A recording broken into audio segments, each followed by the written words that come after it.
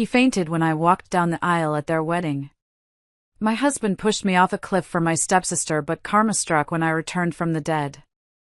Hello everyone. Thank you for being here with me today. Before I begin my story, grab a warm cup of tea and get comfortable. I'd love to know what time of day you're watching this video. Please comment M for morning, A for afternoon, or E for evening. Now, let me take you into this story. They say your life flashes before your eyes right before you die. But standing on the edge of that cliff in Big Sur, with the wind whipping my hair into a frenzy and the ocean roaring hundreds of feet below, I didn't see my life. I smelled Chanel No. 5. It was faint, buried under the salty scent of the Pacific and the musk of my husband's expensive cologne, but it was there. Distinct. Floral. Cloying. It was the scent my stepsister, Sabrina, had worn since she was 16 years old. It was the scent that gave me headaches. And now, it was clinging to the lapel of Garrett's jacket as he pulled me into what I thought was a loving embrace. It's breathtaking, isn't it, Mallory? Garrett's voice was right against my ear, but it lacked the warmth I used to crave. It sounded hollow. Mechanical. It is, I whispered, shivering slightly. But it's getting cold, Garrett. Can we go back to the resort? We have that dinner reservation. He didn't let go. His grip on my shoulders tightened. It wasn't a hug anymore, it was a restraint. My heart started to hammer against my ribs, a primal warning bell ringing in the back of my mind. I tried to pull back, just an inch, to look at his face, but he held firm. We can't go back yet, he said, and his voice dropped an octave, devoid of any emotion. We have to finish this. Finish what? I asked, my voice trembling. Garrett, you're hurting me. He finally loosened his grip enough for me to turn. I looked up at the man I had shared my bed with for 5 years, the man I had bailed out of debt, the man I had built a life around. His eyes were cold. Dead. There was no love there. There was only calculation. He looked past me, toward the horizon, as if I were already gone. I'm sorry, Mallory, he said, but his eyes didn't look sorry. They looked impatient. But Sabrina, she needs this spot more than you do. She's waited long enough. The world seemed to stop. The sound of the waves vanished. All I could hear was the blood rushing in my ears. Sabrina. My stepsister. The woman I had supported, funded, and forgiven time and time again. The perfume on his jacket wasn't an accident. It was a mark of ownership. What are you talking about? I choked out, stepping back. My heel caught on a loose rock. Pebbles skittered over the edge, falling into the abyss. Goodbye, Mallory, he whispered. Then, he shoved me. It wasn't a stumble. It wasn't an accident. It was a violent, deliberate, two-handed push centered squarely on my chest. The force of it knocked the air from my lungs. My arms flailed, grabbing at empty air, grabbing at his jacket, but he stepped back, smoothing his lapel as if brushing off lint. Gravity took over. The sky spun. The cliff face blurred. I didn't scream. I couldn't.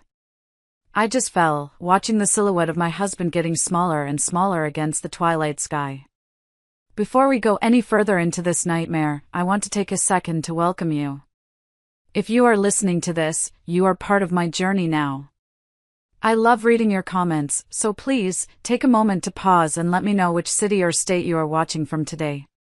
Seeing your support from all over the world keeps me going.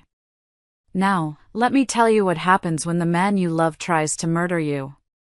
The fall felt like it lasted an eternity, but it must have only been seconds. I remember thinking about the inheritance my father had left me. I remember thinking about how Garrett had been asking about the life insurance clauses just last week.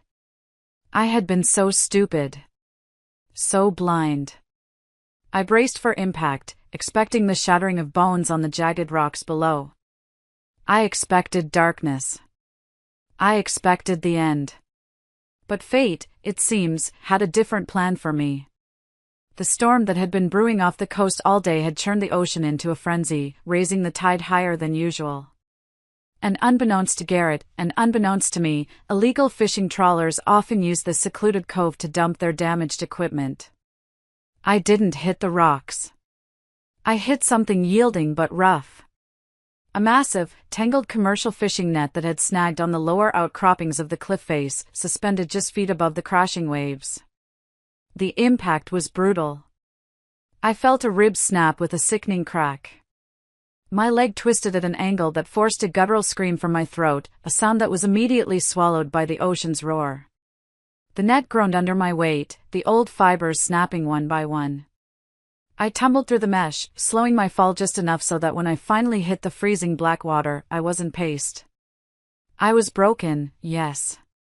But I was alive. The water was like 1,000 knives stabbing my skin. The cold paralyzed me instantly. I sank, the weight of my clothes pulling me down into the dark. I wanted to close my eyes. It would be so easy to just let go. To let the water fill my lungs and wash away the betrayal. Garrett wanted me dead. Sabrina wanted me dead. Why fight it? But then, a face flashed in my mind. Not Garrett's. Sabrina's.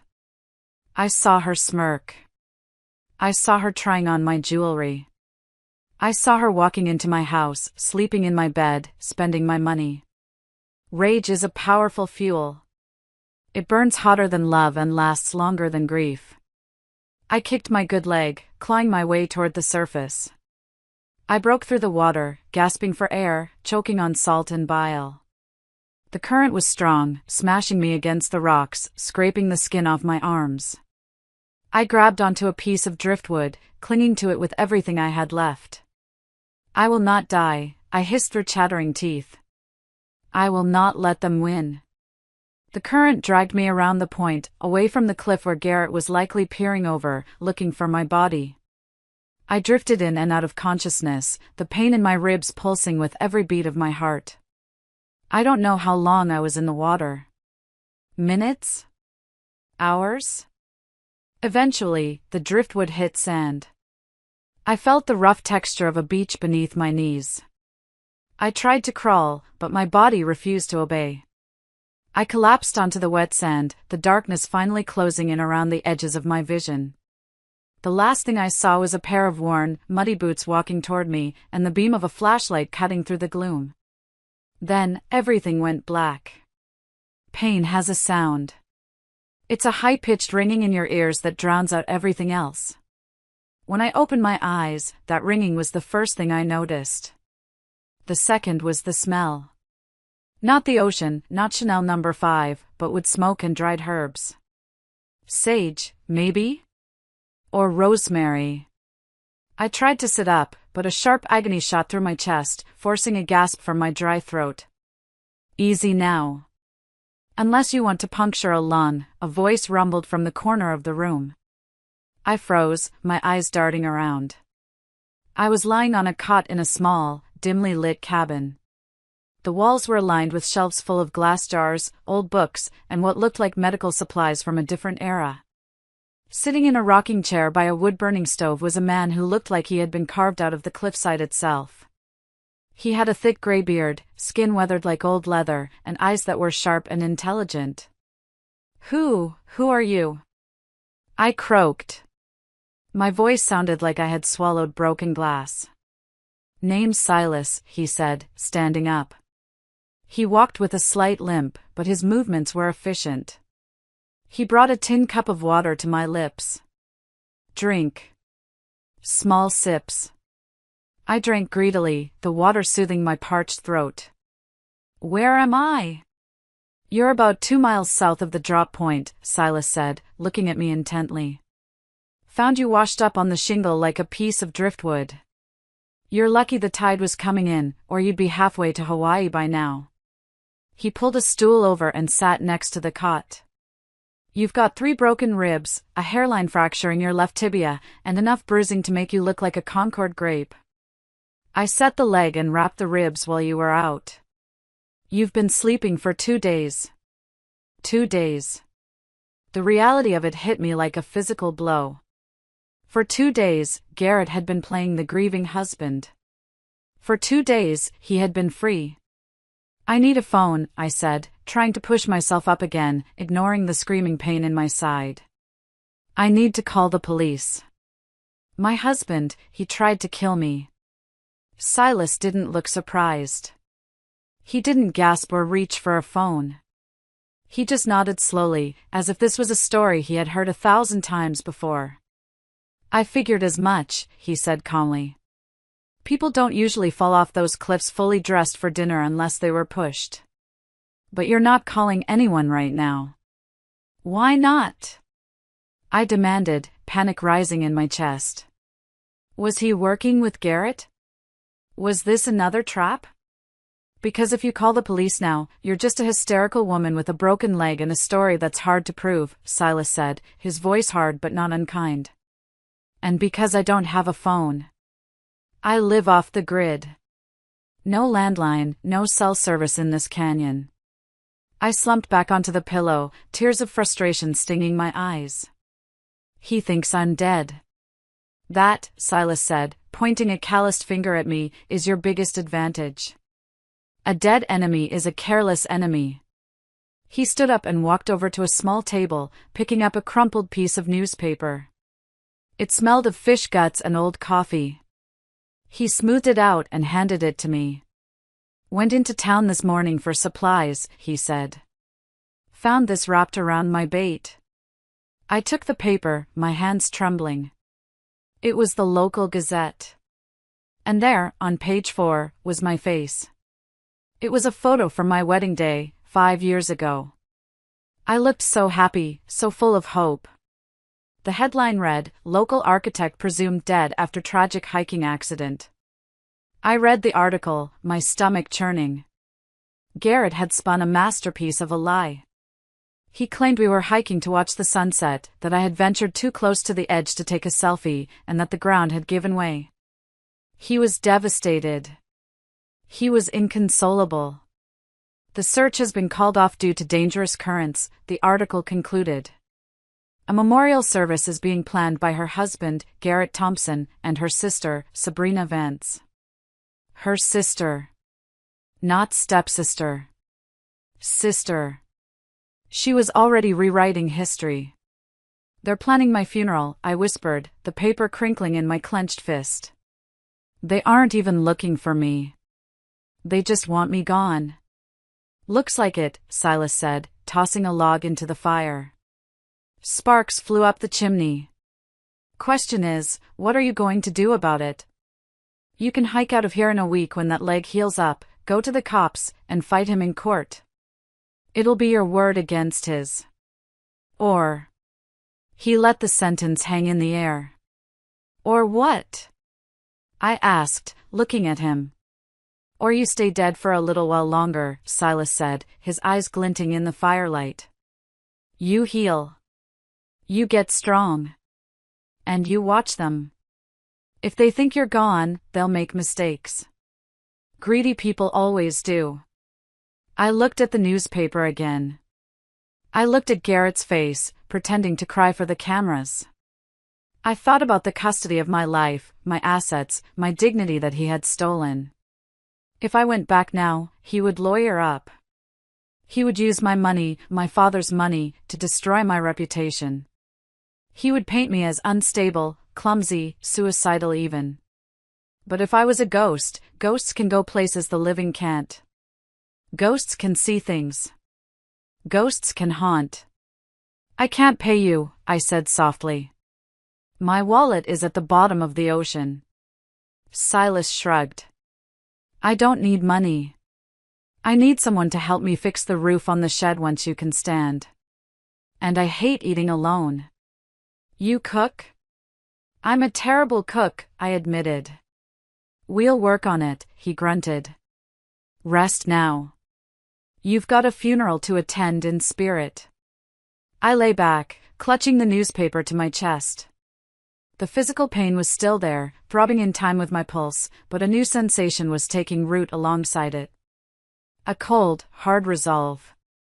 Garrett wanted to write the end of my story. He wanted to close the book on Mallory Thompson. But he forgot one thing. I was an architect. I knew how to build things. And I knew how to dismantle them, brick by brick. I wasn't going to just survive. I was going to bring the whole house down on top of them. The next few days in the cabin were a blur of agony and introspection. Silas was a man of few words, but his actions spoke volumes. He was a former military medic, which explained his efficiency with my injuries. He didn't coddle me. He made me move, made me breathe through the pain, made me drink foul-tasting herbal teas that he swore would speed up the bone knitting. Trapped in that small wooden room, with nothing but the sound of the wind and the crackle of the fire, I had too much time to think. To remember. My mind kept drifting back to the beginning, trying to find the red flags I had missed. I met Garrett 10 years ago. I was 28, fresh out of grad school, and working myself to the bone at my father's firm. My father had passed away the year before, leaving me with a massive hole in my heart and a complicated inheritance.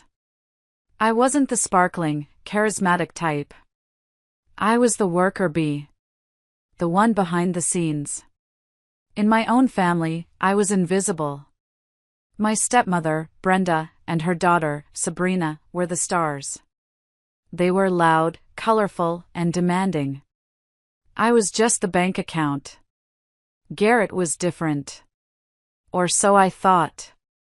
He was a junior developer my firm was consulting for. He was charming, attentive, and seemingly awestruck by my talent, not my checkbook. I remember the first time he defended me. It was at a family barbecue. Brenda was berating me for not lending Sabrina money for a new car, her third one that year. Mallory works hard for her salary, Garrett had cut in, stepping between me and Brenda. She doesn't owe anyone anything. You should respect her more. No one had ever stood up to Brenda for me. Not even my father, peace be upon him, who hated conflict. In that moment, looking at Garrett's broad shoulders and determined jaw, I felt seen. I felt protected. I fell in love with the defender, never realizing he was just securing his investment. Silas interrupted my brooding by dropping a bag of beans on the table. Snap these. Gives your hands something to do besides shaking. I sat up, wincing as my ribs protested. I'm not shaking. You're vibrating with rage, Silas corrected. It's exhausting to watch. Snap the beans. I picked up a bean and snapped it aggressively. He played the long game, Silas. 10 years. Who pretends for 10 years? A man who wants a kingdom but doesn't want to build it himself, Silas said, taking a knife to a potato. Did he know about the money right away? He knew I was comfortable, I said. But he didn't know the extent of the trust fund until we were married. My father was paranoid about fortune hunters. He locked the main capital away in a trust that I could only access fully when I turned 40, or... I stopped. The bean in my hand snapped into 3 pieces. Or what? Silas asked, not looking up. Or if I died, I whispered. If I die, the trust dissolves and passes to my next of kin. My husband. And if you divorce? If we divorce, he gets nothing. My father's lawyer, Donovan, made sure the prenup was ironclad. The only way Garrett gets his hands on the millions is if he stays married to me, or if he becomes my widower. It all made sense now. The timing. I was 38. 2 years away from full control. Garrett's business ventures had been failing lately, I knew that much, though he tried to hide it. He was desperate. He couldn't wait 2 years, and he certainly couldn't afford a divorce. Murder was his only financial strategy. Smart man, your father, Silas muttered.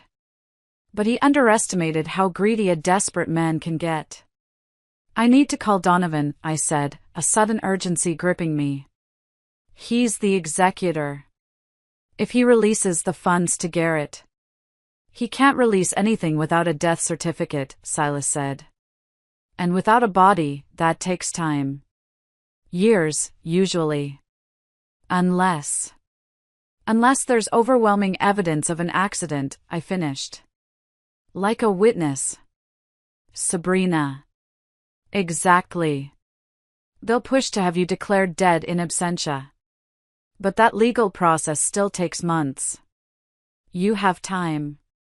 I don't have months, I said, looking at the crude calendar on the wall. Garrett is drowning in debt. I saw the notices he tried to hide. If he doesn't get money soon, he'll do something drastic. He'll liquidate what he can. He'll sell my house. He'll sell my mother's jewelry. Then you better heal up fast, Silas said. Eat. That night, lying in the dark, I cried for the last time. I mourned the death of the girl who believed in fairy tales. I mourned the loss of the husband I thought I had. I let the grief wash over me, heavy and suffocating. And then, I let it go. When I woke up the next morning, the pain was still there, but the shaking had stopped. I looked at the mirror Silas had hung on the wall. My face was bruised, yellow and purple. There was a jagged cut on my cheek that would surely leave a scar. My hair was matted with salt and blood. I didn't recognize the woman staring back at me. She looked terrifying. Good, I thought. Mallory the architect built structures. Mallory the survivor was going to build a trap. Silas, I called out. He was outside chopping wood. He stuck his head in the door. Yeah? I need to dye my hair, I said. And I need you to tell me everything you know about tracking people. Silas leaned against the doorframe, a slow grin spreading across his face. Well now. Looks like the ghost is finally ready to haunt. Recovery is a slow, humiliating process. Learning to walk again on a fractured tibia involved a lot of swearing and falling, but Silas was a relentless taskmaster. He whittled me a cane from driftwood and forced me to hike up and down the rocky path behind the cabin until my lungs burned and my leg throbbed. Pain is information, he would say when I wanted to quit. It tells you you're alive. Use it. 3 weeks after the fall, I was mobile. I wasn't fast, and I had a limp that might never go away, but I could move. It was time to reach out to the one person in the world who might believe me. Silas drove me into town in his battered old truck. We parked behind a derelict gas station to avoid cameras. He handed me a burner phone he'd bought with cash. Keep it short, he warned. Don't tell him where you are. Just tell him what he needs to know. My hands shook as I dialed Donovan's private number. Donovan had been my father's best friend and lawyer for 30 years.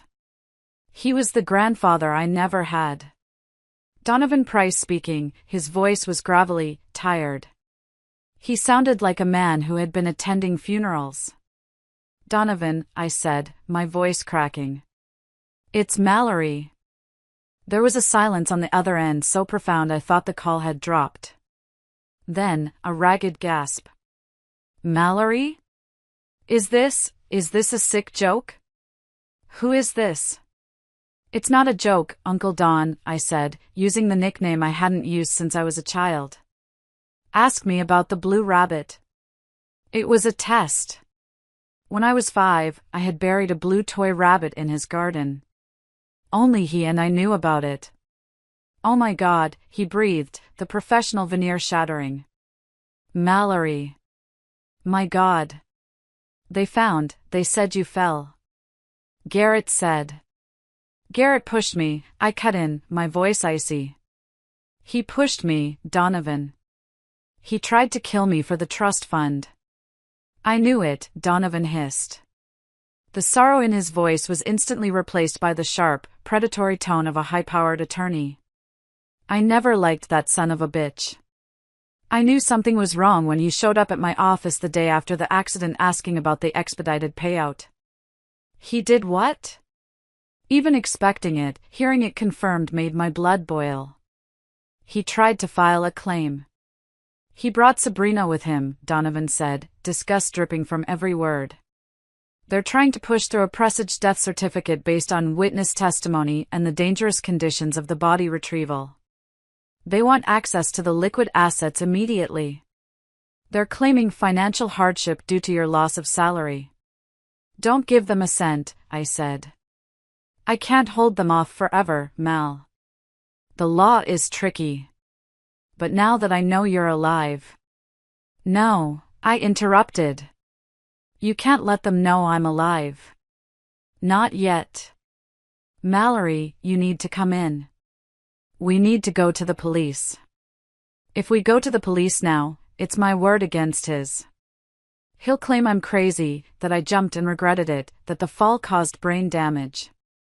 He has the narrative. He has the public sympathy. I need undeniable proof. I need to catch him in the act of fraud, or worse. I took a deep breath. Tell me about the clause. The one Dad put in about unnatural death. Donovan paused. The Black Widow clause. Your father added it after his second divorce. If the beneficiary dies under suspicious circumstances, or if there is an open investigation, the funds are frozen indefinitely. Furthermore, if the beneficiary dies and the spouse is deemed complicit, or if the marriage was dissolved prior to death, the money bypasses the spouse entirely and goes to charity. Does Garrett know about this? No. He only knows about the age requirement. He thinks if you die, he gets it all. Good, I said. Keep stalling him, Donovan. Tell him there's red tape. Tell him the insurance company is investigating. Make him sweat. Make him desperate. But do not tell him I'm alive. Mallory, this is dangerous. He threw me off a cliff, Donovan. We passed dangerous a long time ago. I need a safe house. Somewhere close to the city but off the books. And I need cash. Can you help me? Always, Donovan said without hesitation. I have a rental property in the industrial district. It's under an LLC. I'll leave keys and cash in the usual spot, the lockbox at the train station. Code is your birthday. Thank you.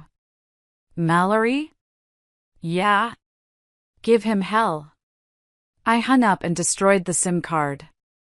When I looked up, Silas was watching me with a look of approval. You've got a good lawyer, he noted. I have a war to win, I replied. We drove back to the cabin in silence. The plan was forming. Garrett needed money. If Donovan stalled the inheritance, Garrett would have to look for other sources. He would get sloppy. And I would be there, hiding in the shadows, waiting to push him over his own metaphorical cliff. I touched the scar on my cheek. It was time for a makeover. Mallory the victim was dead. It was time for the ghost to rise. The day I left Silas's cabin, the fog was thick, hugging the coastline like a shroud. It felt appropriate. I was stepping out of the sanctuary and back into the war zone. You take care of yourself, girl, Silas said, handing me a small pocket knife. This isn't for peeling apples. If he gets close again, use it. I hope I won't have to, I said, hugging the old man who had saved my life. Thank you, Silas. For everything. Just make sure you win, he grunted, looking away to hide the emotion in his eyes. I took the bus into the city, keeping my head down, wearing an oversized hoodie. My leg ached with every step, a constant reminder of my mission. I retrieved the package from the train station lockbox. Donovan had come through, a stack of cash, keys to an apartment, and a new smartphone. The apartment was in a gritty part of town, overlooking a noisy highway. It was perfect. Anonymous. I spent the first 2 days turning it into a command center. I bought burner laptops, high-range binoculars, and listening devices. But first, I had to deal with the face in the mirror. I couldn't walk around looking like Mallory Thompson. Not yet. I stood in the harsh fluorescent light of the bathroom, staring at my reflection. My dark brown hair, the hair Garrett used to run his fingers through, had to go. I bought a box of cheap bleach and dye. I sat on the bathroom floor, the chemical smell stinging my nose, and smeared the paste onto my head. It burned, but the physical pain was grounding. When I washed it out and dried it, I gasped. I was blonde. Platinum blonde. It was shocking. But more than that, it was symbolic. Blonde was Sabrina's color. She prided herself on her natural golden locks, which cost her $400 a month to maintain. By becoming blonde, I was becoming the thing Garrett desired. I was hiding in plain sight. I cut it short, into a sharp, jagged bob that framed my jawline. I applied heavy makeup to cover the bruising, but I left the scar on my cheek visible, accentuating it with liner to make it look like a tough, old injury rather than a fresh wound. With the sunglasses and the thrift store leather jacket, I didn't look like a high-end architect anymore. I looked like someone you wouldn't want to mess with in a dark alley. Step 1 was complete. Step 2 was reconnaissance. I knew Garrett's routine. I knew he parked his Tesla in the VIP lot near his office. I knew the code to his car because he used his birthday for everything, a testament to his narcissism. I rented a cheap, nondescript sedan and drove to the financial district. I parked across the street from his office building and waited. At 12:30 p.m., the glass doors opened. My breath hitched in my throat. There he was. Garrett. He looked fine. Better than fine. He was wearing a new suit, Italian cut. He was laughing at something on his phone. There was no grief in his posture. No weight on his shoulders. And then, she walked out. Sabrina. She was wearing my trench coat. The Burberry one I had bought in London 3 years ago. She had her arm linked through his, possessing him, claiming him. She looked radiant, practically glowing with victory. I watched them through the binoculars, my hands gripping the wheel so hard the leather creaked. They stopped at the curb. Garrett leaned down and kissed her. Not a peck on the cheek. A deep, lingering kiss. Right there in public. Less than a month after my death. You monsters, I whispered, tears of rage pricking my eyes. You didn't even wait for the body to cool. They got into his car and drove off. I followed them, keeping a safe distance. They didn't go to the cemetery. They didn't go to a lawyer's office. They went to a luxury car dealership. I watched from the lot across the street as they walked around a gleaming red Porsche. Sabrina was pointing, giggling, twirling around. Garrett was nodding, pulling out his wallet. He was spending money he didn't have yet. He was banking on the insurance payout. He was leveraging my death to buy my killer a toy. I took out my phone and snapped photos. Dozens of them. This was gold. Grieving husband and sister-in-law buying sports cars while the wife is missing. It would play well in court. It would play even better in the court of public opinion. But I wasn't ready to release them yet. I needed to know more. I needed to know how deep the rot went. That night, under the cover of darkness, I drove to the house. My house. The mid-century modern masterpiece I had designed myself. It sat on a hill, isolated and beautiful. I parked a mile away and hiked through the woods, my leg protesting every uneven step.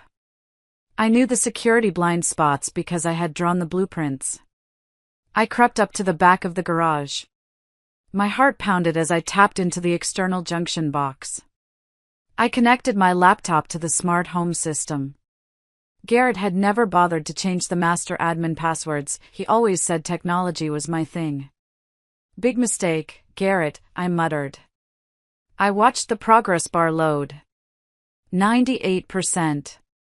99%. 100%. Access granted. I was in.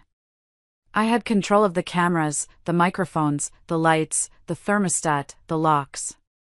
I put my headphones on and clicked on the live feed from the living room. Garrett and Sabrina were there, drinking my vintage wine. "Relax, baby," Garrett was saying. "Donovan is just being a prick. The money will come. The law is on our side."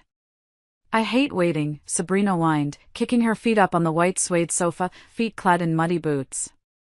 "And I hate this house. It feels like her." "We'll sell it as soon as the deed transfers," Garrett promised. "We'll buy a penthouse in the city. Just us. No ghost of Mallory to haunt us." I smiled in the darkness. "Oh, you have no idea," I whispered. Over the next week, I became a digital voyeur in my own home. I sat in my dingy apartment, eating takeout noodles, watching Garrett and Sabrina live the life I had built. It was a form of torture, but it was also an education. I learned that Sabrina's hatred for me wasn't just simple jealousy, it was pathological. One evening, watching the kitchen feed, I saw Brenda, my stepmother, come over for dinner. They were eating steaks, probably bought with my credit card, which I realized they hadn't cancelled yet. "This is the life you deserve, sweetie," Brenda cooed, pouring more wine for Sabrina. "I always said you were meant for better things than your sister. Mallory was always so dreary. So serious." "She was a bore, Mom," Sabrina laughed, her mouth full. "Always studying, always working. Look at me, I'm an architect, I'm so smart." "She never knew how to live." "She was selfish, too," Brenda added. "Remember when she refused to give up her college fund to help you with modeling school? Said she earned it because she had scholarships. As if family doesn't come first." My jaw dropped. The audacity. My college fund was money my mother, my biological mother, had saved for me before she died. Brenda had tried to drain it to pay for Sabrina's modeling career, which consisted of 2 photoshoots and a scam agency fee. My father had put his foot down for once, blocking Brenda's access. Apparently, she had held that grudge for 20 years. "Well, she's paying for it now," Garrett said, raising his glass. "To Mallory. The best investor I ever had." They all clinked glasses. I felt bile rise in my throat. They didn't just kill me, they despised me. They felt entitled to my murder. But the surveillance also revealed the cracks in their armor. Garrett was taking calls in the study late at night, whispering so Sabrina wouldn't hear. "I need more time," I heard him plead one Tuesday. "The insurance is delayed. Look, I can get you 10 grand by Friday." "No, don't come to the house. Please." He hung up, looking pale. He opened his laptop, and I zoomed in on the screen via the ceiling camera. He was looking at a crypto exchange. His portfolio was a sea of red. He had lost nearly everything. He wasn't just broke, he was underwater. "So that's it," I mused, taking notes. "You borrowed money from the wrong people, didn't you, Garrett?" Meanwhile, Sabrina was becoming increasingly paranoid. She complained about noises. She said the house felt cold. "It's just the wind, Sab," Garrett would snap, clearly stressed by his secret financial ruin. "It's not the wind." "I smell her," Sabrina shrieked one night. I swear I smelled her perfume in the hallway. I smirked. I hadn't even started messing with them yet, and her guilty conscience was already doing half the work. But I decided to give her conscience a little nudge. I knew the house had a sophisticated HVAC system with scent diffusers, a feature I installed to make the house smell like white tea in time. I remotely accessed the system controls. I couldn't change the scent cartridge from afar, but I could mess with the airflow. I waited until 2 a.m., when the house was silent. I cranked the AC in the master bedroom down to 60 degrees. On the night vision camera, I saw Sabrina shiver and pull the duvet up. Garrett groaned in his sleep. Then, I accessed the multi-room audio system. I didn't play anything loud. I didn't want to wake them fully. I selected a track of white noise but overlaid it with a very faint, low-frequency sound, a sound barely audible to the human ear but known to cause feelings of unease and anxiety. I played it only in the bedroom. Sabrina tossed and turned. She sat up, looking around into the darkness. "Garrett," she hissed.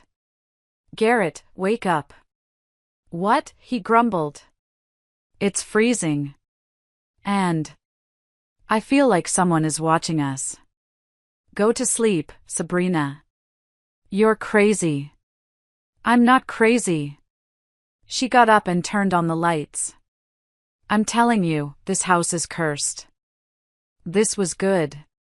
But I needed to get physically closer.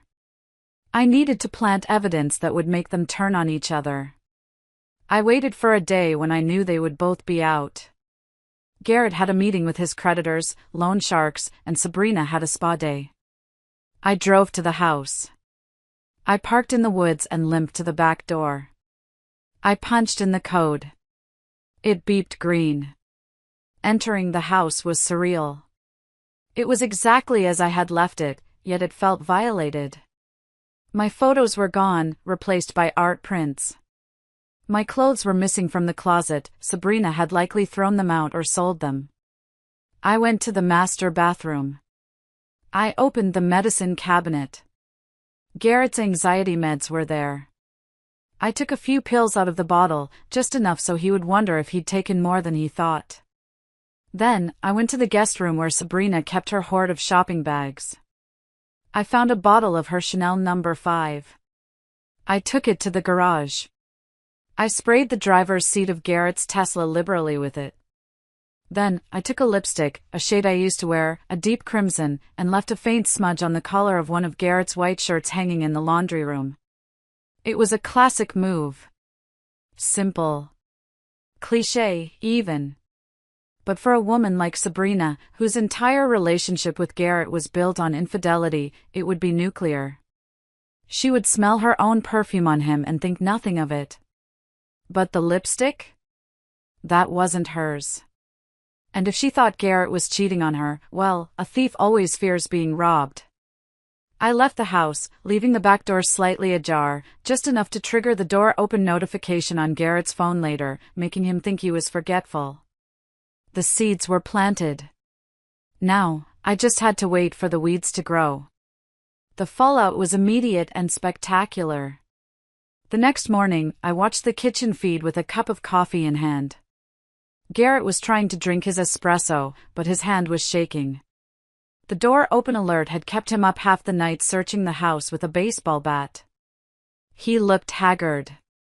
Sabrina stormed into the kitchen, holding the white shirt. "Who is she?" she screamed, throwing the shirt at him. Garrett flinched, spilling coffee on the counter. "What the hell are you talking about?" "The lipstick, Garrett." "Who is she?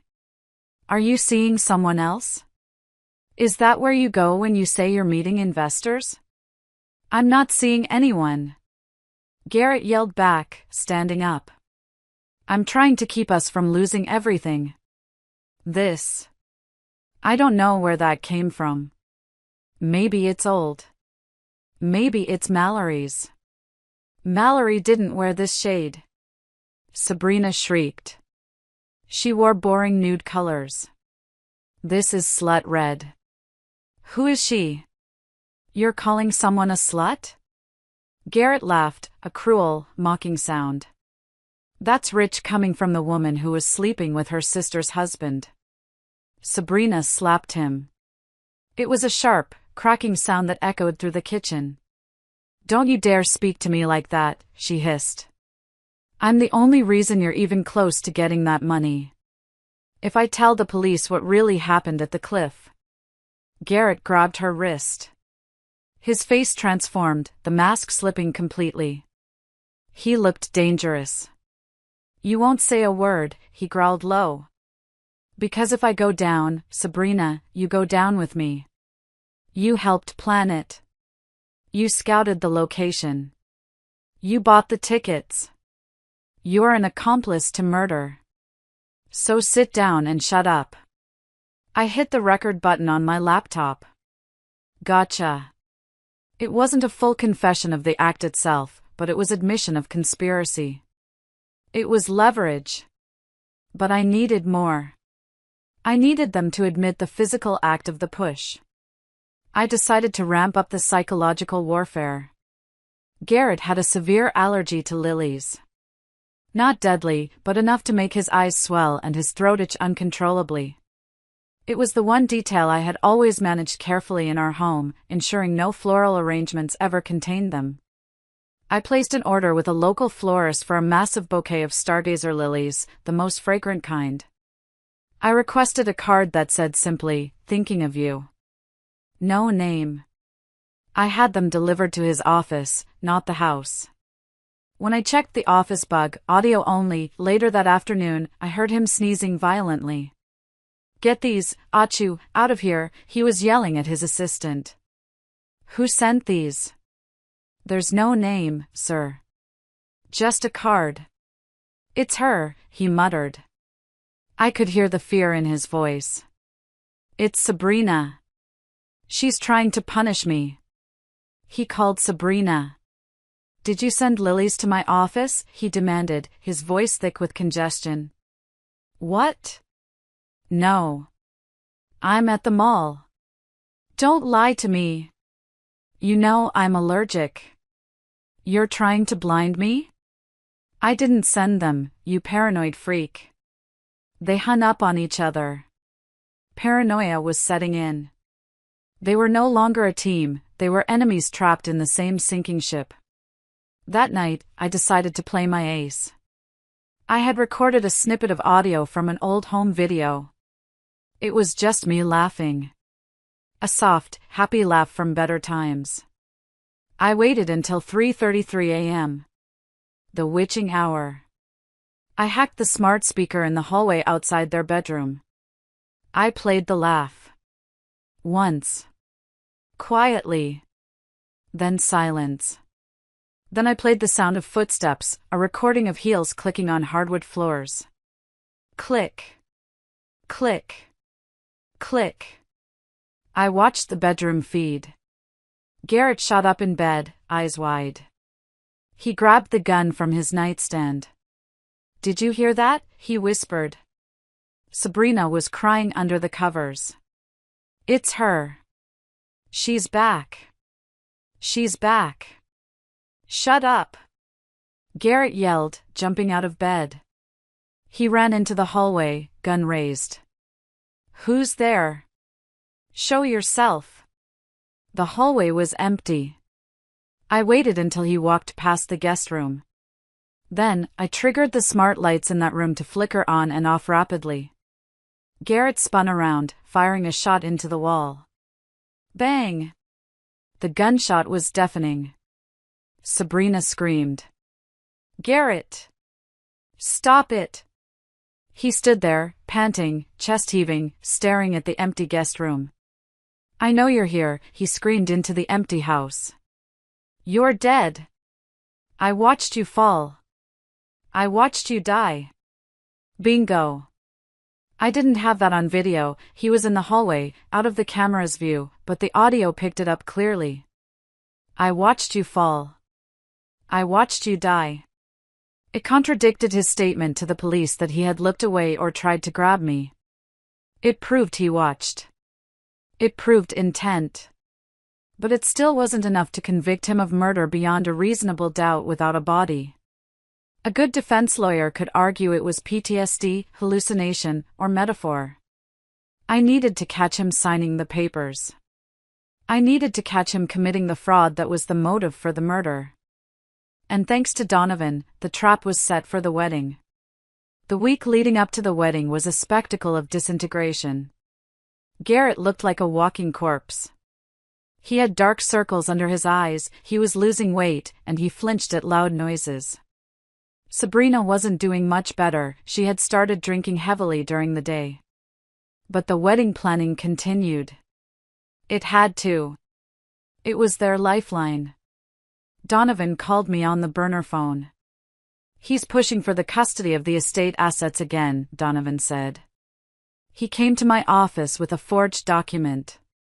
A letter he claims he found in your desk, written by you, stating that in the event of your disappearance, he should have immediate power of attorney. He forged my handwriting? I asked, impressed by his stupidity. It's a decent forgery, but he used a pen that wasn't manufactured until last year on paper dated 3 years ago. Amateur hour. But here's the kicker, he's using this to try and secure a bridge loan from a private lender.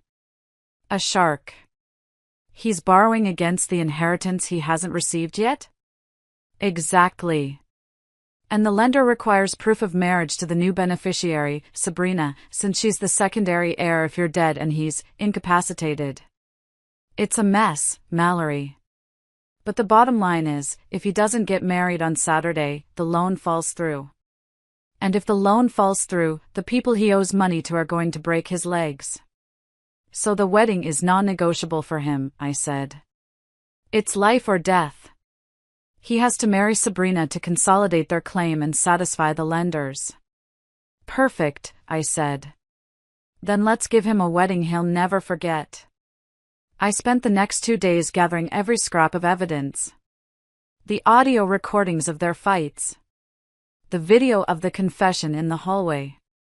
The photos of the car dealership. The screenshots of his crypto losses. The logs of him hacking into my bank accounts, which I had let him do, tracing the IP address right back to his phone. I compiled it all into a presentation. A digital slideshow of damnation. I called the hotel where the wedding was being held. Posing as the wedding planner's assistant, I spoke to the AV tech. Mr. Thompson wants a surprise video montage for the bride, I said, my voice bubbly and professional. He sent over the file. Can I email it to you? It needs to play right after the vows, before the kiss. Big surprise. Sure thing, the tech said. Send it over. I sent the file.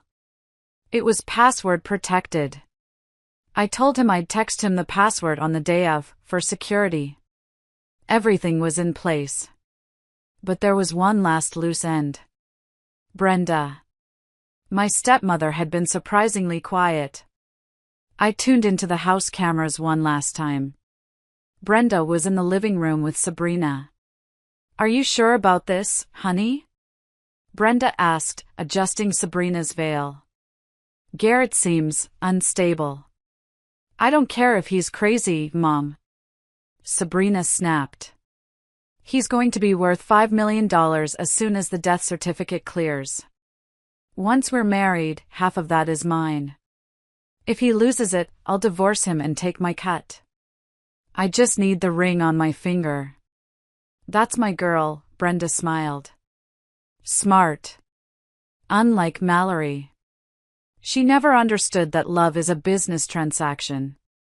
I turned off the laptop. My hand was shaking, not from fear, but from pure, cold anger. They were vultures. Picking at my bones before I was even in the ground. Love is a business transaction, I repeated to the empty apartment. Fine. Then let's close the deal. I looked at the white suit hanging on the door. It was sharp, tailored, and powerful. It was the armor of a woman who built skyscrapers. Tomorrow, I wouldn't be hiding in the shadows. Tomorrow, I wouldn't be the ghost in the hallway or the voice on the speaker. Tomorrow, I would be the storm. I checked my phone. One new message from Donovan. Police are on standby. They will wait for your signal. Good luck, kid. I lay down on the cheap mattress, staring at the cracked ceiling. I thought about the cliff. I thought about the push. I thought about the way Garrett had looked at me with dead eyes.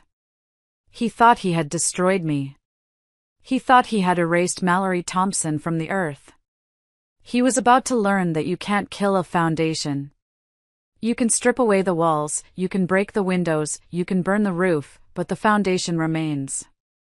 And on that foundation, I was going to build his prison. The sun set over the city, casting long shadows across the floor. It was the last night I would spend in hiding. I closed my eyes and whispered into the dark. See you at the altar, darling. The enemy of my enemy is my friend, they say. But in this case, the enemy of my enemy was her own ego. Sabrina had always been insecure. It was the root of her cruelty. She needed to be the prettiest, the richest, the most adored. Garrett knew this, and he had played her like a fiddle for years. But now, the fiddle was out of tune, and the music was about to get very ugly. 2 days before the wedding, I decided to pull the pin on the grenade I had been holding. Through my surveillance of Garrett's emails, which he foolishly left logged in on the home network, I found a correspondence with a woman named Mrs. van der Hoven. She was a wealthy widow in her 60s, a real estate mogul looking for young talent to manage her portfolio. Garrett had been courting her for weeks, sending flirty emails, scheduling private consultations. I knew exactly what he was doing. He was lining up a plan B. If the insurance money from my death was delayed, or if the trust fund remained frozen, he needed a new sugar mama. I took screenshots of the emails. I also found a receipt for a diamond bracelet, not for Sabrina, but sent to Mrs. van der Hoven's address. I printed them out. I put them in a pristine white envelope. And I had a courier deliver them directly to Sabrina at the bridal salon where she was having her final fitting for my mother's vintage pearl necklace, which she had stolen from my safe. I watched the fallout on the salon's security camera, which, luckily for me, was a basic system with a default password I guessed in 3 tries. Sabrina was standing on the pedestal, looking at herself in the mirror, wearing a dress that cost more than my first car.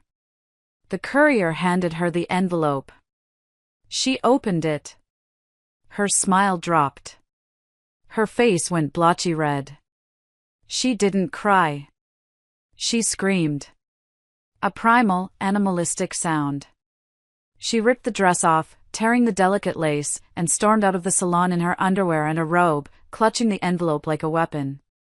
She drove straight to Garrett's office. I switched to the audio bug in his office. You dirtbag! Sabrina shrieked as she barged in. Who is Mrs. van der Hoven?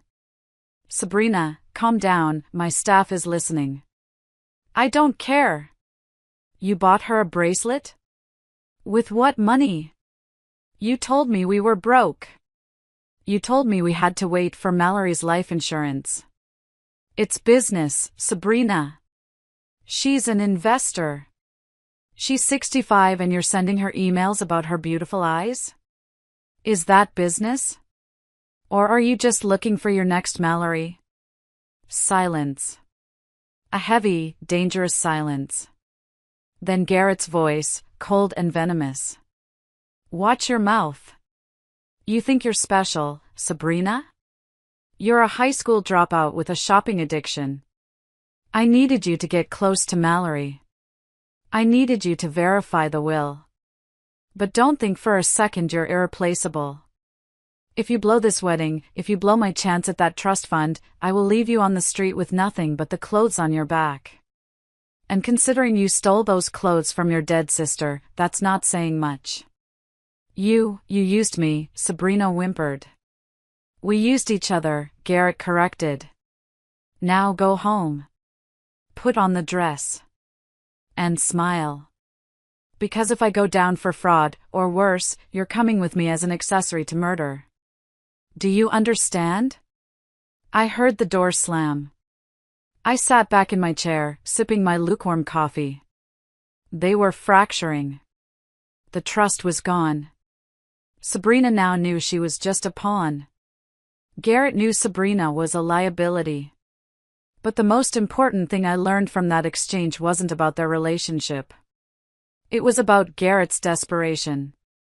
He admitted, out loud, that he needed the wedding to get the trust fund. He admitted he was grooming a backup victim. He was a predator. And predators don't stop hunting until you put them in a cage. I looked at the calendar. 1 day left. That night, I went to the safe house's small balcony. The city lights twinkled below, indifferent to my drama. I felt a strange sense of calm. The anger was still there, a pilot light burning blue and hot, but the panic was gone. I wasn't afraid of them anymore. I had seen them for what they were, small, scared, greedy children playing dress-up in adult lives. My phone buzzed. It was Donovan. Judge signed the warrant. We're good to go. Do you have the suit? I smiled. I have the suit. Do you have the handcuffs? Shiny and new, he replied.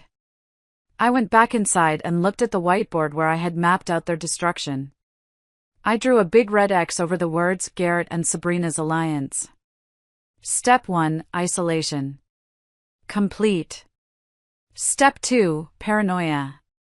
Complete. Step 3, financial ruin. In progress. Step 4, public execution. That was tomorrow. I slept soundly that night. The kind of deep, dreamless sleep you get before a big exam or a long journey. I wasn't Mallory the victim. I wasn't Mallory the ghost. I was the hammer, suspended in the air, waiting to fall. The night before the wedding is supposed to be filled with anticipation and joy. For Garrett and Sabrina, it was a descent into madness. I wasn't done with them yet. I needed one final piece of evidence. I needed Garrett to confess his guilt not to Sabrina, but to me. Or at least, to the idea of me. I knew Garrett's habits. When he was stressed, he drank scotch. When he was really stressed, he talked to himself. It was a tic he had developed years ago, a way of rationalizing his bad decisions. I accessed the smart home system again. It was 1 a.m. Sabrina had gone to stay at a hotel, tradition, she claimed, but I knew she just couldn't stand to be in the haunted house with him. Garrett was alone. He was sitting in the living room, surrounded by boxes. He was packing up my things. My books, my awards, my photos. He was erasing me. I waited until he was drunk enough to be pliable but sober enough to be terrified.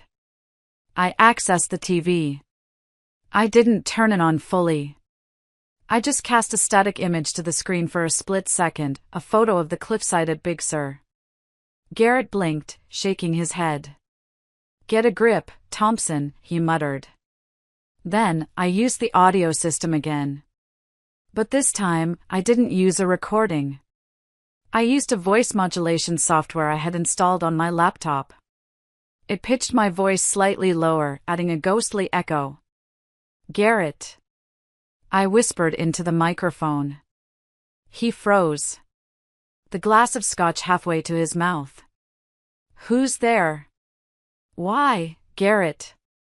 He stood up, spinning around, the glass crashing to the floor. Show yourself. I know you're in here. Is this a joke? Sabrina, is this you? You didn't look back, I said, my voice filling the room from every speaker, surrounding him. You pushed me, and you didn't even look back. I had to, he screamed, addressing the empty air. He was breaking. The stress of the debt, the police investigation, the haunting, it was all culminating in this moment. I had to do it.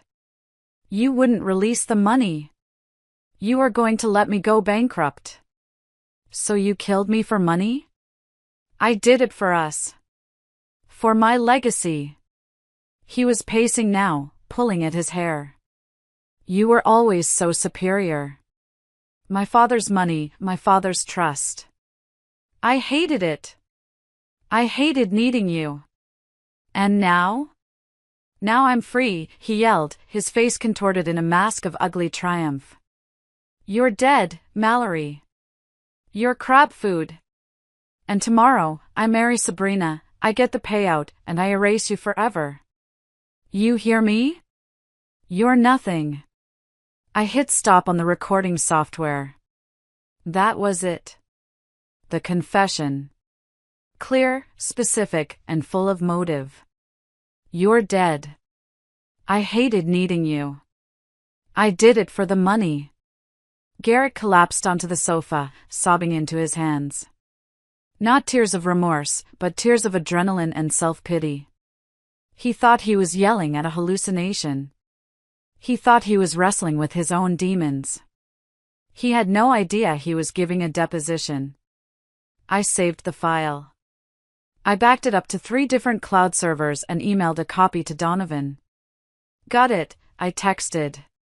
It's chilling, Donovan replied instantly. The police have heard it. The district attorney is on board. They wanted to arrest him tonight, but I told them to wait. We stick to the plan. We stick to the plan, I agreed. If they arrested him tonight, it would be a quiet affair. A knock on the door, a ride in a squad car. The media might miss it. Sabrina might spin a story that she was a victim too. No. I needed the theater. I needed the spectacle. I needed everyone who mattered, the investors, the society friends, the family members who had turned a blind eye to Brenda's abuse, to see exactly who Garrett Thompson was. I closed my laptop. My hands were steady. I went to the closet and pulled out the white suit. I ran my fingers over the fabric. It was Italian silk, structured and sharp. I had designed it myself for the Pritzker Prize ceremony I hoped to attend one day. It wasn't a wedding dress. It was a power suit. I laid out my accessories. The heels, 4 inches, lethal. The earrings, simple diamonds. And the perfume. Not my usual white tea scent. I picked up the small bottle I had bought online. Chanel No. 5. I was going to wear Sabrina's scent. I was going to smell like his betrayal. When I walked past him, I wanted that scent to hit him like a physical blow, triggering the memory of the cliff, the guilt, and the woman he conspired with. It was psychological warfare until the very end. Sleep well, husband, I whispered to the dark city. Tomorrow, the widow becomes the executioner. The morning of the wedding was bright and clear, a cruel contrast to the storm that was brewing in my heart. I woke up at dawn, not with anxiety, but with a strange, cold clarity. I showered, scrubbing my skin until it was pink, washing away the last remnants of the hiding, the fear, and the victimhood. I dried my short, platinum hair, styling it slick and modern. It was a warrior's cut.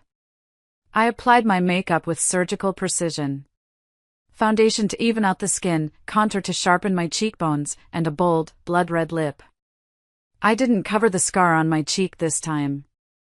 I traced it with a highlighter, making it shine. It was my proof. My receipt. I stepped into the white suit. It fit like a glove, hugging my waist and flaring slightly at the hips.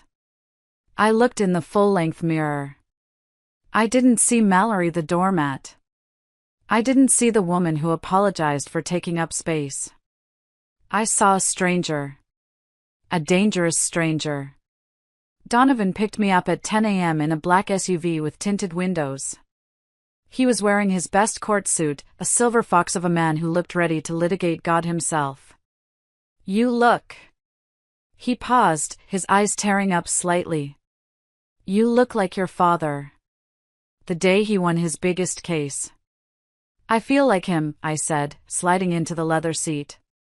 The police are positioned at the venue, Donovan briefed me as we drove through the city. Plain clothes. They're acting as security. They won't move until you give the signal or until Garrett tries to run. He won't run, I said. He's too arrogant. He thinks he's won. We arrived at the hotel, the Grand Meridian. It was opulent, excessive, and tacky, everything Sabrina loved. The parking lot was full of luxury cars. The paparazzi were there, lurking in the bushes, hungry for a glimpse of the tragic groom finding love again. Ready? Donovan asked as we parked in the loading dock, away from prying eyes. More than anything, I said. We waited in the back of the SUV, watching the live feed on Donovan's tablet. The ceremony was starting. I saw my stepmother, Brenda, weeping fake tears in the front row, wearing a hat that looked like a dead bird. I saw Garrett standing at the altar, sweating, twitching, looking like a man waiting for a firing squad. And then, Sabrina walked down the aisle. She looked beautiful, I had to admit. But it was a hollow beauty. She looked triumphant, smug. She reached the altar and took Garrett's hand. "Dearly beloved," the officiant began. "We are gathered here today." My heart hammered against my ribs, but my breathing was steady. This was it. The moment I reclaimed my life. I opened the car door.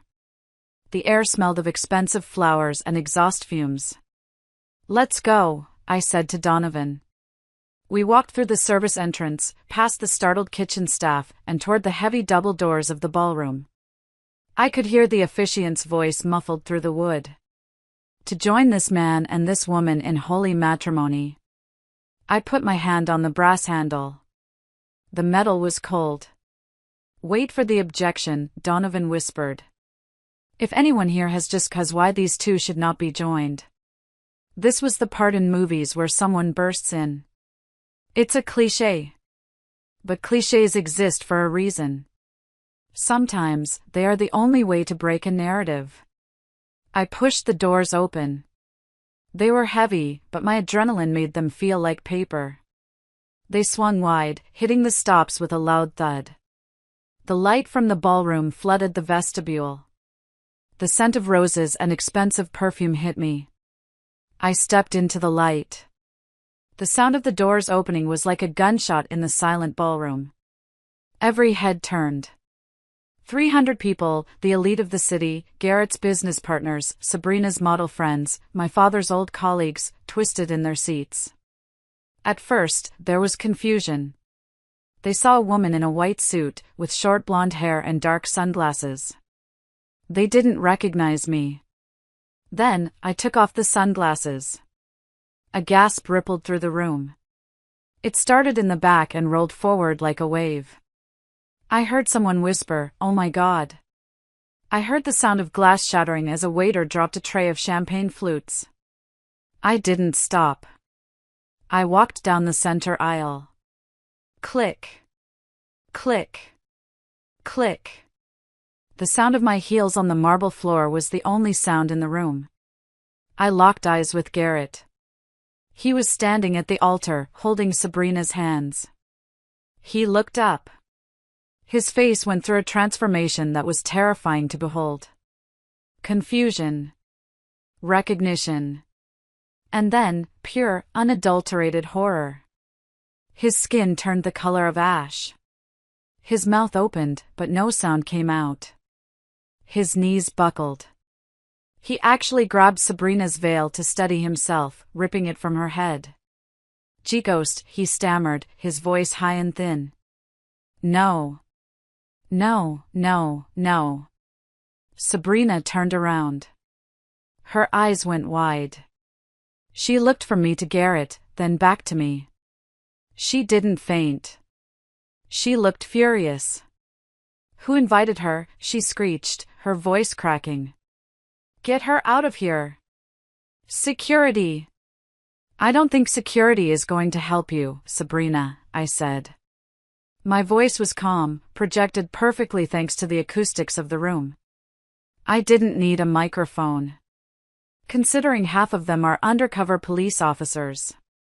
I stopped 10 feet from the altar. I stood tall, my chin lifted, letting the light catch the scar on my cheek.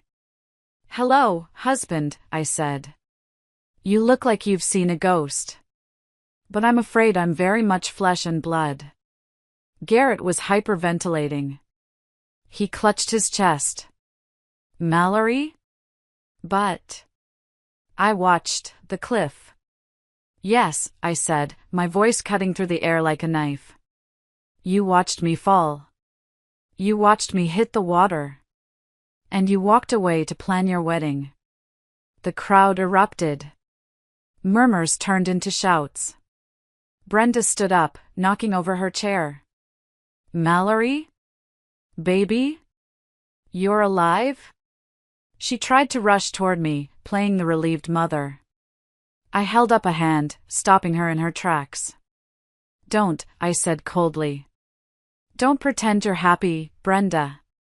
You're just worried about who's going to pay for your country club membership now. I turned back to Garrett. He had sunk to the floor, sitting on the steps of the altar, pulling at his collar. How, he wheezed. How are you here? Karma, Garrett, I said, taking a step closer. And a very strong fishing net. I looked at Sabrina. She was trembling, but her eyes were darting around, looking for an exit. You can't do this, she hissed. This is my day. It was never your day, Sabrina, I said. It was my funeral disguised as a party. And I decided to attend. I reached into my pocket and pulled out a small remote control. I pointed it at the massive projection screen behind the altar, which was currently displaying a slideshow of Garrett and Sabrina's love story. You wanted to show everyone a video, Garrett? I asked. I took the liberty of updating the file. The room went deadly silent.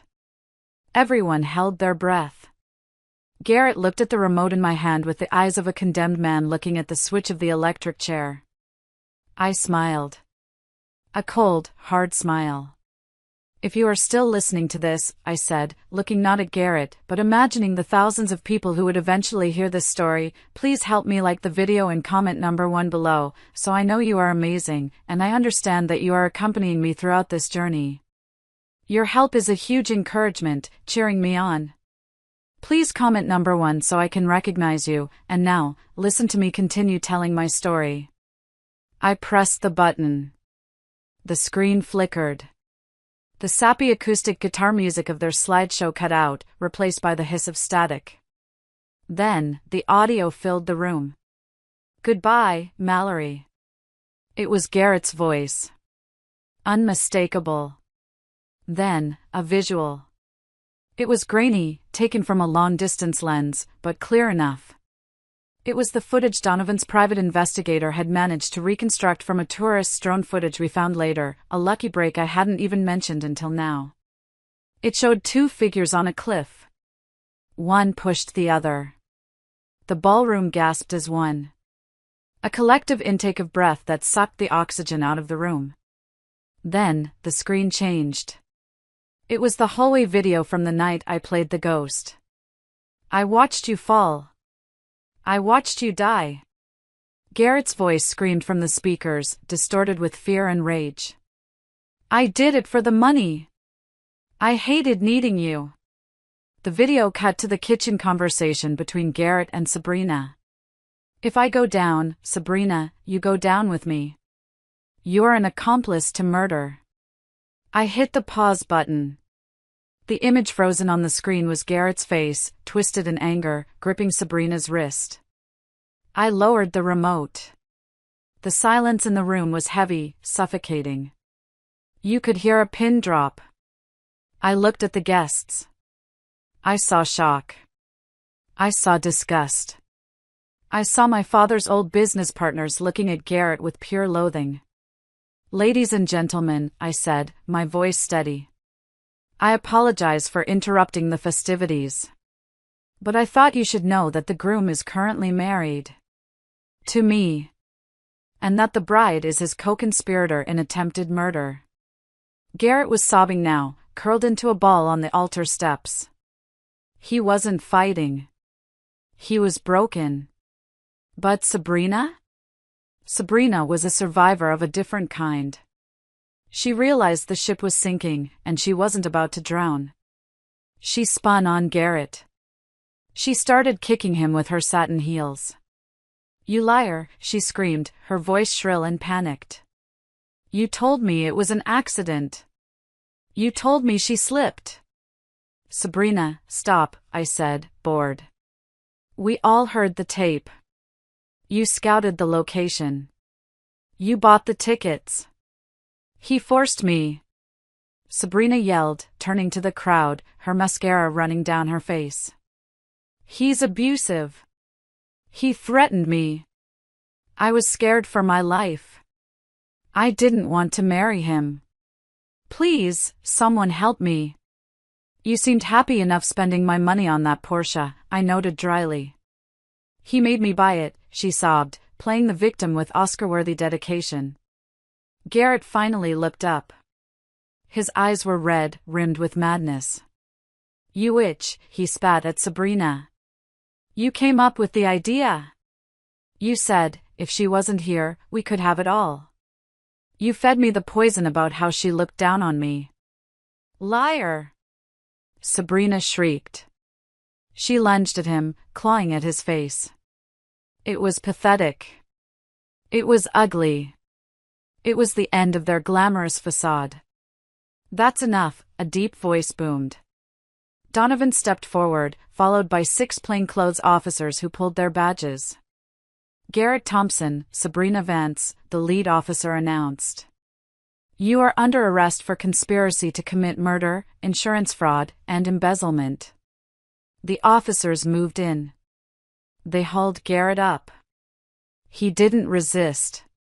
He looked at me one last time as they cuffed his hands behind his back. Mallory, he whispered. I loved you once. I looked him dead in the eye. No, Garrett, I said softly. You loved the way I made you feel important. There's a difference. They dragged him away. Sabrina was less cooperative. She was screaming, thrashing, threatening to sue everyone in the room. My mother, she yelled. Mom! Do something. Brenda was standing in the front row, clutching her purse. She looked at her daughter being handcuffed. She looked at me, standing tall and victorious. She looked at the wealthy guests staring at her with judgment. And Brenda did what Brenda always did. She saved herself. I didn't know, Brenda stammered, loud enough for everyone to hear.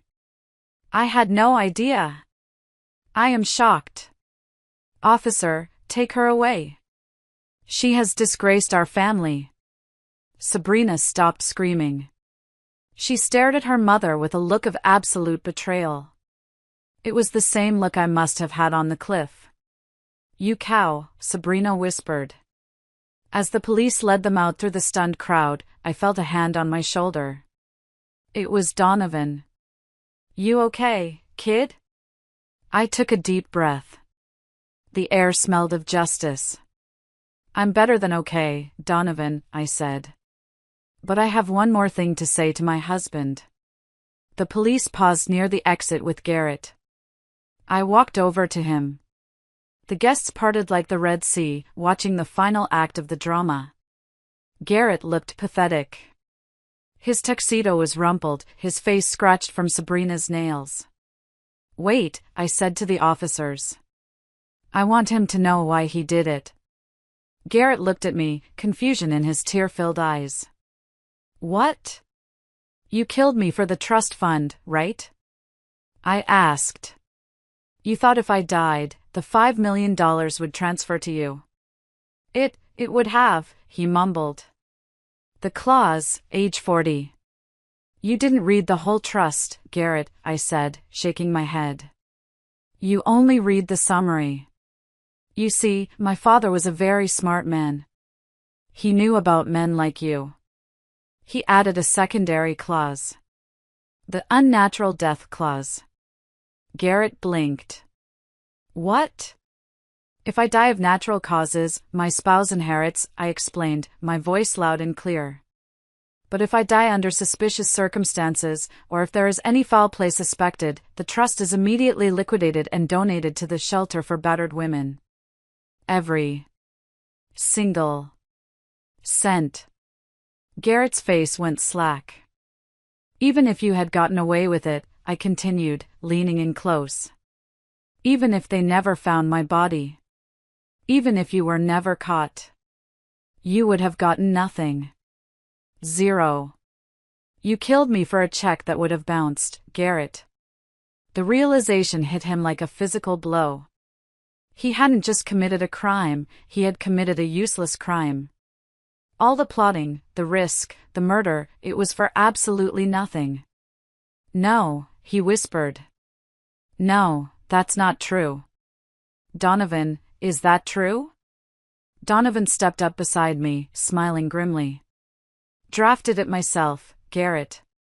Section 4, Paragraph B, the asshole clause, we call it internally. Garrett started to laugh. It was a high, broken sound. He laughed until he started to choke. He realized the cosmic joke of his own greed. I killed her for nothing, he giggled hysterically. For nothing. Get him out of here, the officer said, looking disgusted. They dragged him out, his laughter echoing down the hallway, sending shivers down the spines of everyone in the room. I turned back to the crowd. The silence was awkward now. These were people who had eaten at my table, who had judged me for being dull compared to Garrett. The bar is open, I said into the microphone, dropping it onto the floor. Drink up. It's on me. It's the last dime of mine you'll ever see. I walked out of the ballroom, head held high, leaving the ruins of my old life behind me. I walked straight to the hotel lobby where Brenda was trying to sneak out the side door.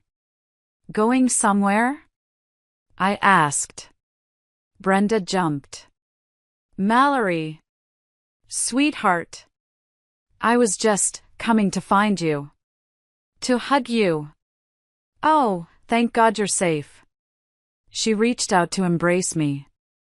I stepped back. Stop it, Brenda, I said tiredly. The show is over. Mallory, you have to believe me, she pleaded, her eyes darting around. I didn't know what they were planning. I'm a victim too. Sabrina, she's always been trouble. But you and I, we're family. We're not family, I said. Family doesn't let their stepdaughter be treated like a servant. Family doesn't steal college funds.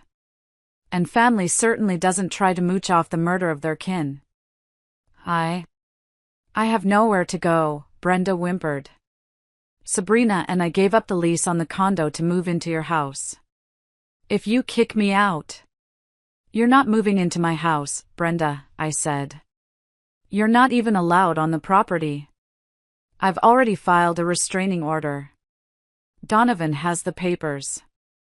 Donovan handed her a thick envelope. You have 24 hours to remove your personal effects from the guest cottage, Donovan said.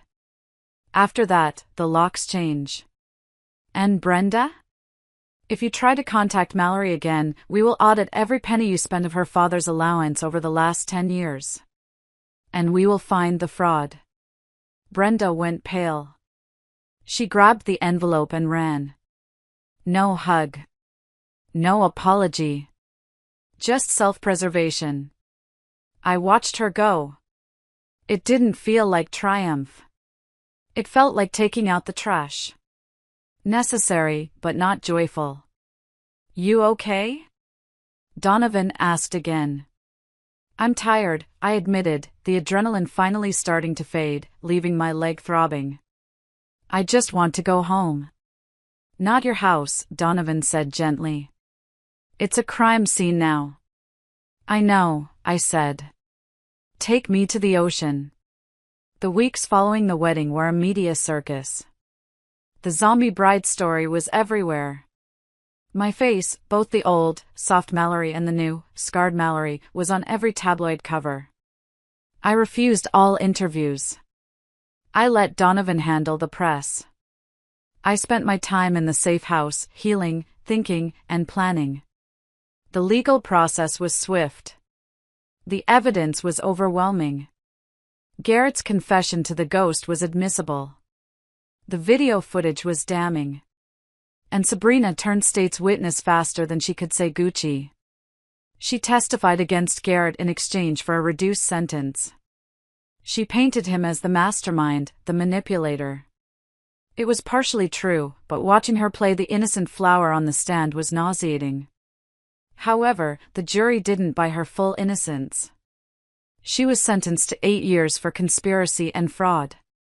Garrett got the book thrown at him. attempted murder, insurance fraud, embezzlement, grand larceny. The trial lasted 3 weeks. I attended every day. I sat in the front row, wearing my white suit. I wanted him to see me. I wanted to be the constant reminder of his failure. He never looked at me. Not once. He stared at the table, a broken, hollow shell of the arrogant man I had married. When the verdict was read, guilty on all counts, he didn't react. He just closed his eyes. Life sentence. No parole for 25 years. It was over. But there was still the matter of the house. I went back there once, after the police tape was removed. It smelled of stale air and bad memories. I walked through the rooms. I saw the spot where Garrett had packed my things. I saw the empty wine bottles they had drunk while celebrating my death. I didn't feel nostalgia. I felt revulsion. I called a real estate agent that afternoon. "Sell it," I said. "As is. Furniture and all." "But Mrs. Thompson, it's a masterpiece." "Your design." "It's a mausoleum," I corrected. "Sell it. And donate the proceeds to the St. Jude's Children's Hospital." "All of it?" "Every cent. I don't want dirty money. I kept the trust fund, that was my father's legacy, not Garrett's." "But the house, the cars, the things we had bought together?" I scorched the earth. Brenda tried to sue me for emotional distress, claiming my fake death caused her PTSD. Donovan laughed the case out of court before it even got a hearing. Last I heard, she was living in a trailer park in Nevada, working as a greeter at a casino. Sabrina was in a minimum security prison. I sent her a care package once, a bottle of cheap drugstore perfume and a book on ethics. Petty? Maybe. But it felt good. The hardest part was forgiving myself. For 10 years, I had let them treat me like a doormat. I had bought their love. I had looked the other way. I had ignored the red flags because I was so desperate for a family. Garrett pushed me, yes.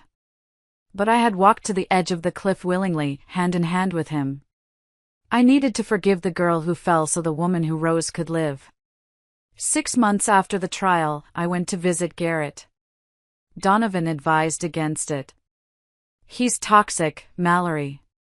Let him rot." "I need to close the door," I said. "And I can't do that until I look him in the eye one last time without the police or a judge between us." The prison was gray and smelled of industrial cleaner and despair. I sat on one side of the plexiglass. Garrett was brought in. He looked terrible. His hair was thinning, his skin sallow.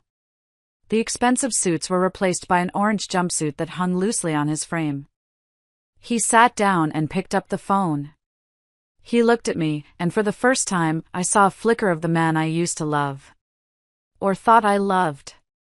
"Mallory," he said. His voice was raspy. "Garrett. You look different," he said, gesturing to my hair, my scar. "I am different." "Did you come to gloat?" he asked, a hint of his old bitterness surfacing. "No. I came to give you this." I held up the divorce decree against the glass. It was finalized. "I signed it," I said. "You're free. Legally, at least." He stared at the paper. "Does it matter?" "I'm in a cage." "It matters to me," I said. "I'm taking back my name. I'm Mallory Vance again. Thompson doesn't exist anymore." Garrett looked down. "I'm sorry, Mel. I really am. I got lost. The debt, the pressure. I just wanted to be someone." "You were someone," I said softly. "You were my husband. That used to be enough." He flinched. "I know. I messed up." "You didn't just mess up," Garrett. You tried to end me. And you know what the saddest part is? If you had just asked me, if you had just told me you were in trouble, I would have helped you. I would have paid the debt. We could have worked it out. He looked up, tears streaming down his face. I know. That's what kills me every night. I know you would have saved me. But I was too proud to ask. And that pride cost you your life, I said. I stood up. Mallory, wait, he pleaded. Do you hate me? I thought about it. I thought about the cold water. The pain. The betrayal. No, I said honestly. Hate takes energy, Garrett. And I don't have any energy left for you. You're just a stranger to me now. A lesson I learned the hard way. Will you visit again? No, I said. This is goodbye. For real this time. I hung up the phone. I walked out of the visiting room. I didn't look back. Walking out of the prison gates, the sun hit my face. It felt warmer than it had in years. I took a deep breath. The air didn't smell like Chanel No. 5 or despair. It smelled like freedom. Life after revenge is quiet. The adrenaline fades, and you are left with the silence of your own existence. I moved out of the city. I couldn't stand the noise, the memories, the prying eyes. I bought a small plot of land on the coast, not far from where Silas lived. I hired a contractor to build a house. Not a mansion. A home. Small, sustainable, open to the light. I designed every inch of it myself. It was the first time I had drawn a blueprint in a year. My hand was steady. I reconnected with Silas. He was grumpy as ever, but he let me help him fix his roof. We would sit on his porch, drinking bad coffee, watching the ocean. He never asked about the trial. He just asked about the tides. You done fighting? He asked one day. I think so, I said. Good. Fighting is for survival. Living is for peace. I used the trust fund, the money Garrett had killed for, to start the Phoenix Foundation. It was a nonprofit dedicated to providing legal and financial aid to women trapped in abusive or financially coercive marriages. I wanted to be the safety net I never had. We hired lawyers like Donovan to help women protect their assets, to get restraining orders, to find safe housing. I threw myself into the work. It was healing. Every woman I helped felt like I was saving a piece of myself. One afternoon, Donovan came to visit my new construction site. He was wearing jeans, which was a shock. Nice view, he said, looking out at the Pacific. It is, I said, wiping sawdust from my hands. I brought you something, he said. He handed me a small box. Inside was a blue toy rabbit. Old, dirt-stained. I dug it up, he said, smiling. Thought you might want it back. Proof that you've always been good at burying things and digging them up when you need them. I laughed, tears pricking my eyes. Thank you, Uncle Don. Also, he said, shifting awkwardly. I'm retiring. Handing the firm over to the partners. Oh. What will you do? Thinking of moving to the coast, he said, looking at me with a softness I hadn't seen before. Maybe try fishing. I hear there's a good spot near here. I smiled. It wasn't a proposal. It wasn't a declaration. It was just a possibility. A gentle opening of a door I thought I had locked forever. I know a guy who can teach you, I said. But be warned, his coffee is terrible. I can handle terrible coffee, Donovan said.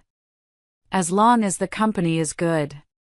We stood there, watching the waves crash against the rocks below. The same ocean that had almost killed me was now the soundtrack to my new life. I wasn't lonely. I had Silas. I had Donovan. I had my work. And most importantly, I had myself. A year to the day of the accident, I walked down to the beach below Silas's cabin. The tide was low.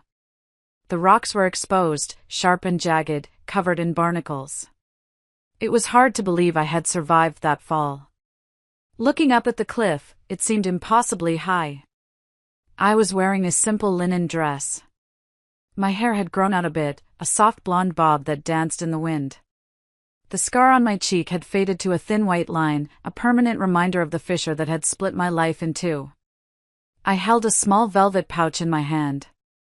Inside was my wedding ring. The police had returned it to me after it was logged as evidence. Garrett had kept it in his safe, alongside the fake will. He couldn't bring himself to sell it, or maybe he kept it as a trophy. It was a beautiful ring. Vintage diamond, platinum setting. I used to stare at it and feel loved. Now, it just felt heavy. Cold. Silas was sitting on a piece of driftwood nearby, whittling. "You gonna throw it?" he asked. "I think so," I said. "Gold doesn't float," he reminded me. "I know. I want it to sink. I wanted to go back to where I was supposed to end." I walked to the water's edge. The Pacific Ocean was calm today, a vast expanse of blue breathing against the shore. I thought about Garrett. I wondered if he was looking at the sky through the bars of his cell right now.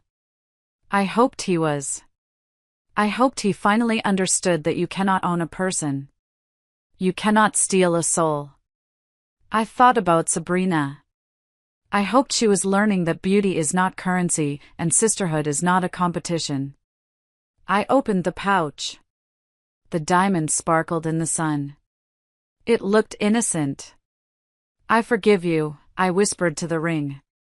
"Not for him. But for me. I forgive myself for loving the wrong man. I forgive myself for being blind." I pulled my arm back and threw it.